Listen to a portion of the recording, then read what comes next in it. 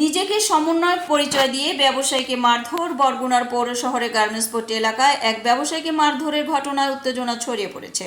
বিস্তারিত থাকছে আমাদের বরগুনার প্রতিনিধি ইত্তিজা মনিরের রিপোর্টে।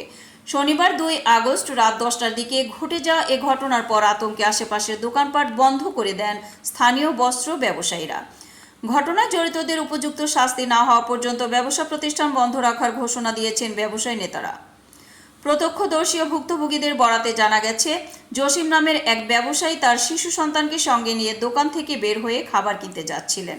পথে ইয়াসমিন তানিয়া নামে এক নারী পথচারীর সঙ্গে ধাক্কা লাগলে শিশুটি পড়ে যায়। এরপর জসিম ও ওই নারীর মধ্যে বাক বিতণ্ডা হয়।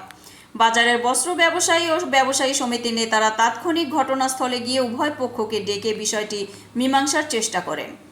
কিন্তু সমাধান প্রক্রিয়ার মাঝপথে ইয়াসমিন তানিয়ার ছেলে এবং নিজেকে সমন্বয়ক পরিচয় দেওয়া সিনহা রহমান কয়েকজনকে সঙ্গে নিয়ে সেখানে উপস্থিত হন এবং উত্তেজিত হয়ে জসিমকে প্রকাশ্যে মারধর করেন।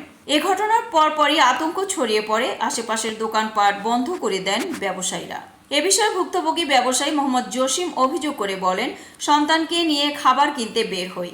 পথে ইয়াসমিন তানিয়া নামে এক নারীর সঙ্গে আমার সন্তানের ধাক্কা লাগে, এতে সে পড়ে যায়। কিন্তু উল্টো ওই নারী আমার সঙ্গে দুর্ব্যবহার করেন।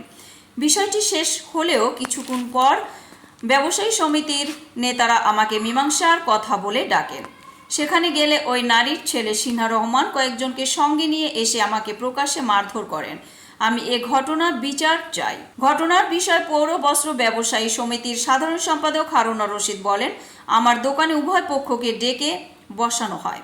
কথা বলার এক পর্যায়ে ওই নারীর ছেলে ও তার সঙ্গী দোকানে উঠে এসে জসিমকে মারধর শুরু করে।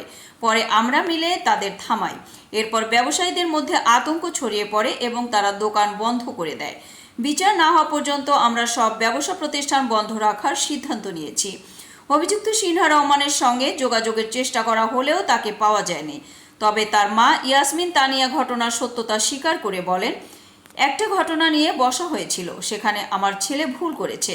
সবাই মিলে বসে এর সমাধান করা দরকার। ঘটনার বিষয়ে বরগুনা সদর থানার ভারপ্রাপ্ত কর্মকর্তা ওসি মোহাম্মদ ইয়াকুব হোসেন জানান, ঘটনার খবর পেয়ে পুলিশ ঘটনাস্থলে গিয়েছিল। এখন পর্যন্ত কেউ লিখিত অভিযোগ করেনি। অভিযোগ পেলে তদন্ত করে প্রয়োজনীয় আইনগত ব্যবস্থা নেওয়া হবে। আমি এখানে দোকানে আসছি, এখানে যত মালিক সমিতির লোক আছে, ঠিক আছে, তারা বলছে ঠিক আছে তুমি আসো, আমরা মীমাংসা করে দেবো, ঠিক আছে।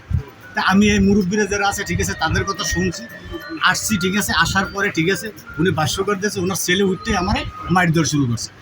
এই ছেলেদের আসলে মাথা গরম, যার জন্য এই পর্যায়ে পড়ছে। এখনো ফয়সালাই হবে, এটি দিয়ে কোনো আইনগতভাবে যাওয়ার চিন্তা ভাবনা নাই। আমাদের বস্ত্র ব্যবসায়ীরা এই পর্বে একটা সব দোকানপাট বন্ধ করে নামছিল যে এক সপ্তাহ দোকান বন্ধ থাকবে, এদের বিচার না হওয়া পর্যন্ত দোকানে খুলব না। একবার না একাধিকবার আশ্বস্ত করছে কোনো সমস্যা হবে না, আপনি আনেন। 10 মিনিটের ভিতরে তারে আমি ফোনে ডাকিয়ে নিয়ে আসছি। বসিয়া স্টেটমেন্ট শুরু হচ্ছে। স্টেটমেন্ট একটা শুরু হওয়ার পরে, একটা শোনার পরেই ছেলের মার যেটা মহিলার স্টেটমেন্টটা শোনার পরেই যখনই ওনার স্টেটমেন্ট শুরু হয়েছে তখনই তার ছেলে উঠে তারা আতঙ্কিতভাবে মাইকটা শুরু করে দিয়েছে। আমরা মানুষ ধরিয়া রাখতে পারি নাই।